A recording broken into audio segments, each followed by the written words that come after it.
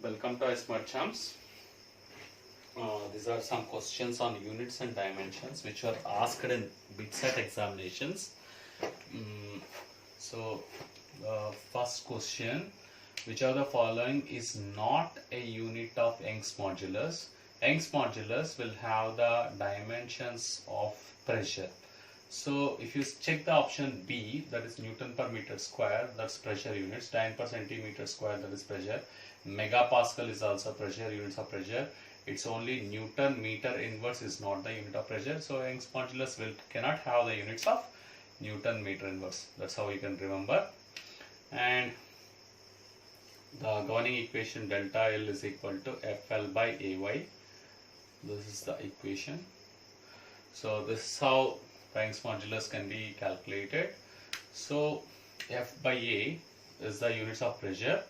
L by delta L is anyway length units. So, Y is the Young's modulus.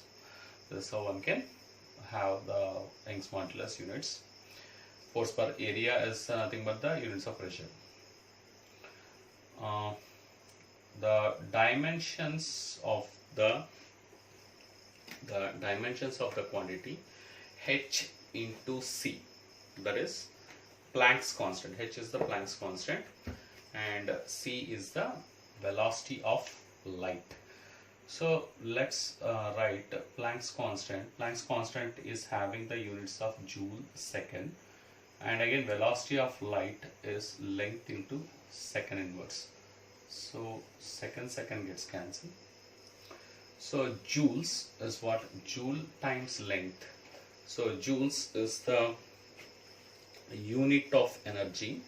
So that's work done.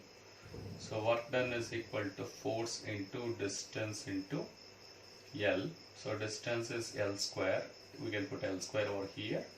The force is Newton mass into acceleration. Directly you can write mass into acceleration. So mL p power minus 2.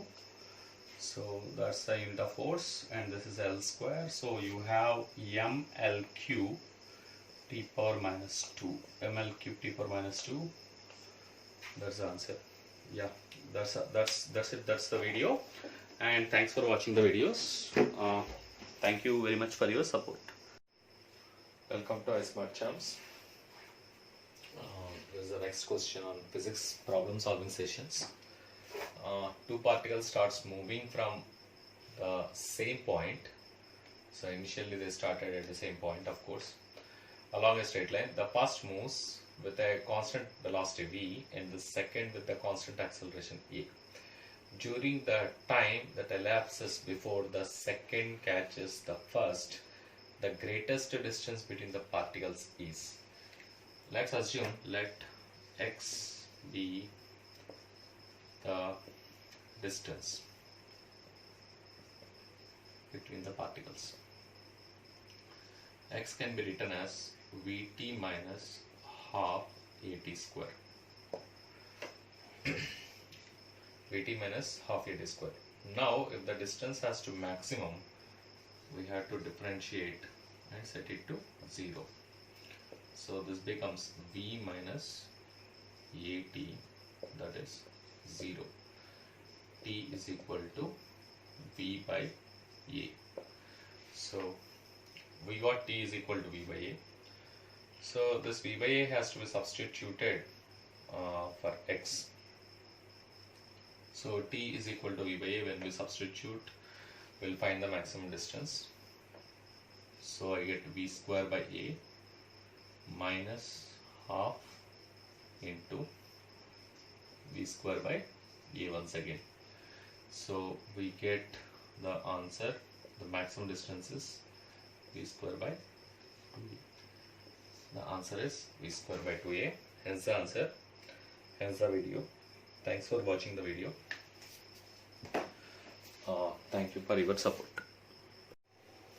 Welcome to iSmart Champs. This is physics problem solving sessions. This is the next problem. Two particles start moving from the same point along a straight line. The first moves with a constant velocity v and second moves with a constant acceleration a. And They are not given the information, but the particle 2 starts from rest. That's the hint what they have given. And during the time that elapses before the second catches the first, the greatest distance between the particles is. That's the question. Assume that some t seconds has elapsed and the particle 1, I would say it has covered a distance of s1, and it is said that it is following a constant velocity. So we can say the distance covered is vt. I mean, situation can be drawn like this. Both have started, 1 and 2 have started at the same point. Particle 1 and particle 2 have started at the same point. The particle 1 is moving with a constant velocity v. In the time t, it has approached some distance, let us say s1. So s1 equal to vt. And the particle 2 has started from rest. This is the information what they have given.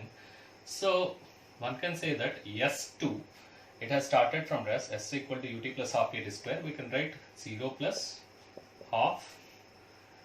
It is moving with a constant acceleration a, t square. This is how one can write. So one can write this. And now the thing is that they said after the some time t has elapsed. Okay, this is the time t, of course it has elapsed. What would be the distance between the two particles? That can be written as s1 minus s2. Why s1 minus s2 is, the condition is that the particle 2 has to catch the particle 1. The particle 2 has to catch the particle 1. So the particle 1 is moving literally faster compared to the particle 2. So the particle 1 in the given time would have covered more distance compared to that of the particle 2. So we'll take the difference s1 minus s2, which is equal to x. So which is equal to vt minus half a t square. This is how one can write. So now the condition is that they said the maximum distance, so we got to maximize the function. Let x is the function which we need to maximize. So one can write x is equal to vt minus half a t square. This is how one can write the function. So in order to maximize, we have to set the derivative to 0, that is dx by dt to 0, which is equal to v minus half a into 2t. This is how one can write. So we found that t is equal to v by a. T is equal to v by a. This is how we got the equation. And the distance, in order to find the distance, t equal to v by a, will back substitute over here.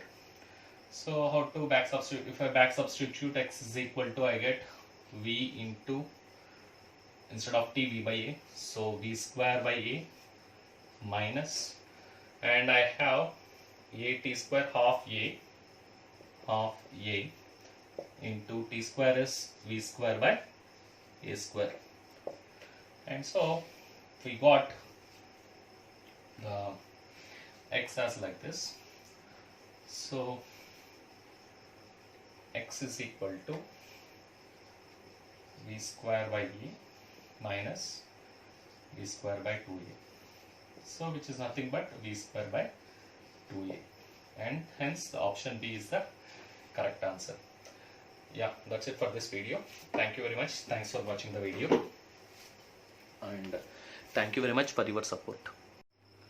Welcome to iSmart Champs. As I said in the last video, I want to solve this formula separately. For a constant acceleration situation, the velocity at the midpoint of the journey of a particle is given by the RMS velocity. Vrms is equal to u square plus v square by 2. So assume that AB is a path the particle is following, and assume that it is at a distance of 2s. AB is at a distance of 2s, and C is the midpoint of AB. And at the point C, assume that the velocity is v dash. The initial velocity is u, final velocity is v. And now we use one single equation, v square minus v square equal to 2as, and the acceleration is constant throughout the journey. Now the thing is this: consider these 2 points A and C. I'll apply the equation v dash square minus u square is equal to 2as. For this distance is 2as. And now find this one. So for this, v dash becomes initial velocity, v becomes final velocity. From this equation we can write v square is equal to v square minus u square. U square instead I have v dash square. V dash square is equal to, once again, that's 2as. So because these two are equal to 2as, we can equate these two terms.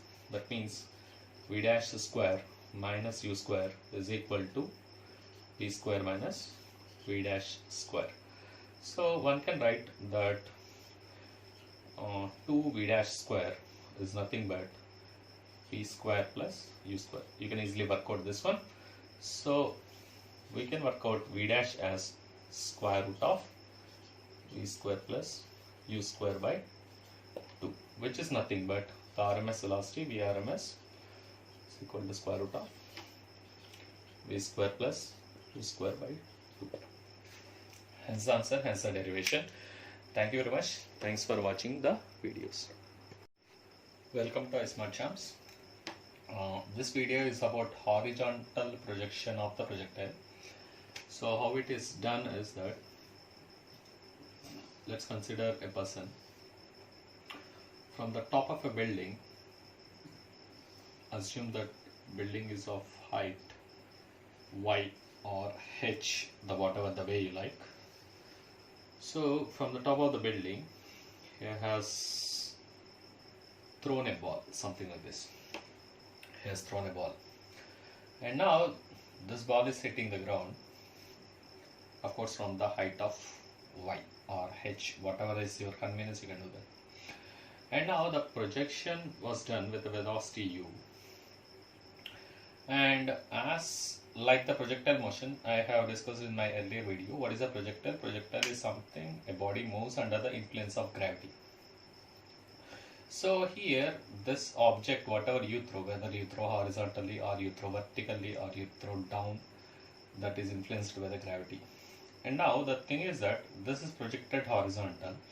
When this object is projected in the horizontal direction, it's only the x component of velocity will be there, and the y component of velocity will not be there in the initial conditions.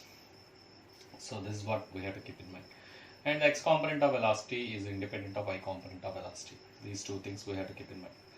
And now let's consider the x motion. The x motion direction is given by ut, and whatever the acceleration, there is no acceleration in the x direction because gravity vertically downwards it will act. There is no acceleration in the x direction. Simply we can write x equal to ut and t is equal to x by u. This is what we get. And now how about the y direction? Y direction will get, there is no velocity in y direction. Applying the equation s equal to ut plus half ut square, the velocity in the y direction is 0. So one can write half g t square.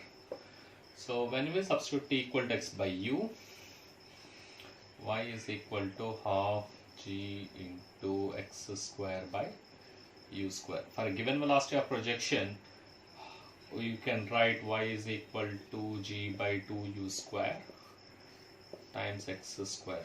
This is a constant anyway. So the path of the projectile is a parabola. That's one thing we can tell. So this is the simplest equation of motion for the horizontal projection, and we can say that the path of the projectile is a parabola. And this is the conditions. Using these conditions, I'm going to solve another problem in my next videos. This for your information I am giving this. So the y direction, you don't have velocity for the horizontal projection in the y direction initially. So in the x direction velocity will be there and the acceleration is 0. Y direction acceleration will be there but the velocity is 0 initially. So the equations will come x equal to ut and y equal to half gt square. And from the first equation I can substitute t equal to x by u in this equation, and then after substitution I get y is equal to half g into x square by u square. I get g by 2u square times x square, y equal to g by 2u square times x square. That's a constant. That's a constant anyway. So this constant, that is y equal to mx square type, so that will be a parabola. So path of the projectile is a parabola.